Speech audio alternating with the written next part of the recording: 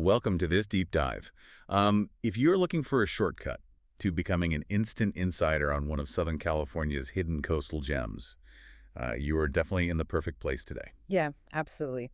Today we are focusing entirely on Channel Islands Harbor in Oxnard, California. And specifically, we're analyzing the landscape for the week of March 2nd, 2026. Right.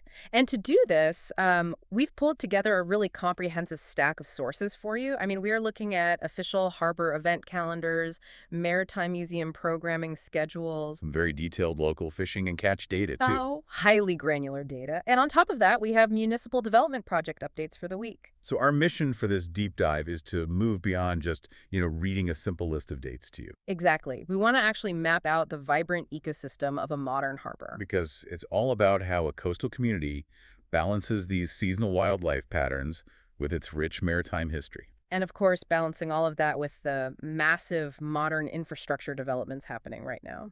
Right. So by the time we wrap up, you will have the ultimate guide to understanding the harbor and visiting it yourself. And to really understand it, you have to start with the local pulse, the markets, and what the ocean is actually providing right now. Which means we have to dive right into the weekly Sunday farmers market. Yes, running from 9 o'clock a.m. to 2 o'clock p.m. Down at Marine Emporium Landing, it's such a great immediate sensory experience. It really is. And if you go, our sources highlight one very specific spot you need to find. The Williams family booth. Right under the big blue tarp. You literally can't miss it. And they're serving up fish tacos and a ceviche that carries a pretty massive claim. It really does. The claim is that it's the best on both sides of the Mississippi River. Which is an incredibly bold geographical gauntlet to throw down into California harbor. But you can see why the seafood is so highly rated when you look at the commercial fishing ecosystem right there. Just over at Suntex Marina. Exactly. You have local commercial fishermen selling their catch literally straight from their boats. We're talking fresh sea urchin and box crabs. Straight from the water to the consumer. But there is a very timely warning in the data for seafood lovers. Yes, the California commercial spiny lobster season. It is strictly regulated, and it is ending. Very soon. The season ends exactly at 11:59 and 59 seconds p.m. Down to the last second. on March 18th, 2026. Which our sources note is mandated as the first Wednesday after March 15th. Right. And that level of strict regulation isn't just bureaucracy. It is absolutely vital for maintaining a sustainable coastal ecosystem. And that focus on the ecosystem transitions perfectly into the wildlife patterns happening right now. Because right now, running all the way through May 4th, is prime whale watching season. The thrill of the open water. It really is. And you have operators like Island Packers and Channel Islands Marine Safari Adventures taking people out. To spot majestic marine life. The cetaceans. Yes, the cetaceans. And the harbor is uniquely positioned for this. Because of its proximity to the Channel Islands, it is the closest harbor on the coast to the islands. Which also fuels an absolute sport fishing boom. Oh, the fish counts from Channel Islands sport fishing are just mind-blowing right now. The data is staggering. If you look at the recent catch numbers, just between January 31st and March 2nd, 2026. For just 2 boats. Right. The Gentleman and the Speed Twin. They caught over 18,225 sand dabs. Over 18,000. In barely a month. It is incredible. But it wasn't just sand dabs. No, they were also bringing in calico bass, sculpin, sheephead, And white sea bass. which just points to an incredible abundance and health in the local waters. It does. But the harbor isn't only about what's happening outdoors on the water. No, there is a lot of cultural theater indoors. Over at Fisherman's Wharf, the Elite Theater Company is wrapping up its current run. The play is Women of the Night, Wrapping up on March 8th. with shows on Friday and Saturday at 8 o'clock p.m. And a Sunday show at 2 o'clock p.m. And the cultural events keep going with the Channel Islands Maritime Museum. They have some very unique upcoming events.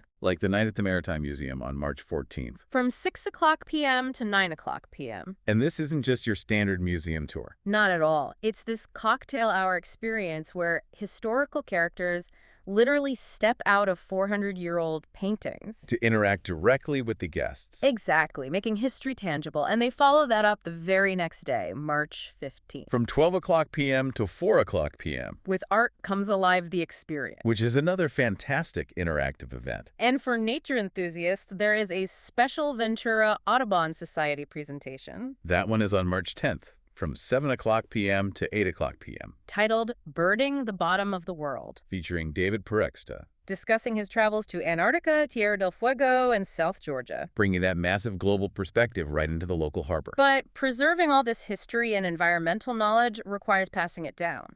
Which brings us to youth stewardship and community building. Specifically, an initiative called Real Guppy Outdoors. Led by Community Kev Brannon. They have an educational center right there at Fisherman's Wharf. And the program is really about educating youth on proper ocean stewardship. It's way more than just fishing. They do specific community events. Like the free pier fishing days. Every fourth Sunday at Hunema Pier. Getting kids out on the water, actually interacting with the ecosystem. And they pair that with practical skills, like the rod building and repair classes. With Uncle Dave. On the second Saturday of the month from 11 o'clock a.m. to 1 o'clock p.m.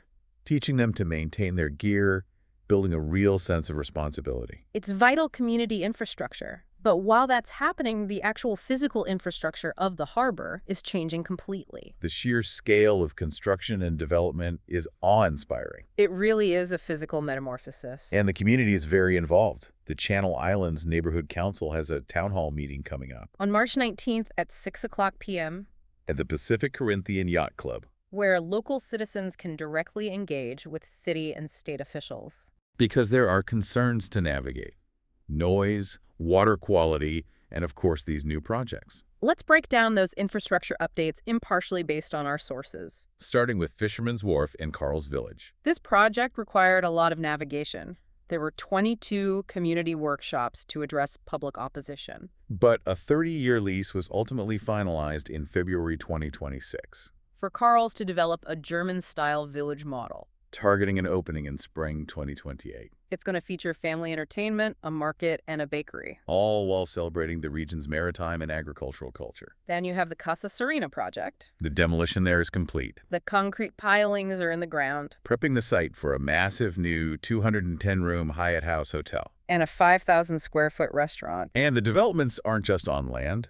The marinas are being completely overhauled. Bahia Yacht Marina is actively replacing 84 slips. Upgrading to 91 new floating concrete docks. While Anacapa Isle Marina is also finalizing its dock replacements this year. It's a total modernization of the waterfront. And perhaps the biggest project is the dredging. The U.S. Army Corps of Engineers. Working 24/7 to dredge up to 2.5 million cubic yards of sand.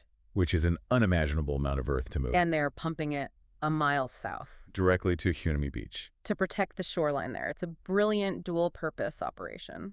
So with all this transformation happening, if you are planning to visit, you need to know where to find the curated comforts.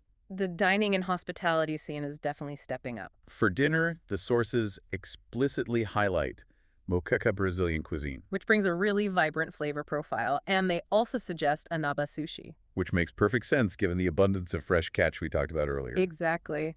And for where to stay, the sources point to the beachfront resort vibes at Zachari Dunes at Mandalay Beach. It's all part of this booming hospitality option. Connecting directly to the harbor's long-term vision of becoming a premium, accessible destination. It really is a massive scope of activity. It is, from over 18,000 sand dabs being caught. To 400-year-old art coming alive at the museum. To these multi-million-dollar municipal developments. It's a harbor in motion. But analyzing all these sources does leave you with a final, provocative thought to mull over. What's that? Well, as coastal communities like Channel Islands Harbor undergo these massive physical and commercial metamorphoses, like the Carl's Village project and the Hyatt House, how do they maintain the authentic, gritty soul of their working maritime and commercial fishing routes? Yeah, it really is the core tension here. Is it possible for a harbor to perfectly balance the polish of a modern tourist destination with the raw reality of a working waterfront? Or does one inevitably overwrite the other? It's an incredibly complex dynamic. Definitely something for you to explore and decide for yourself when you visit. Thank you so much for joining us on this deep dive. Get out there and experience the harbor for yourself.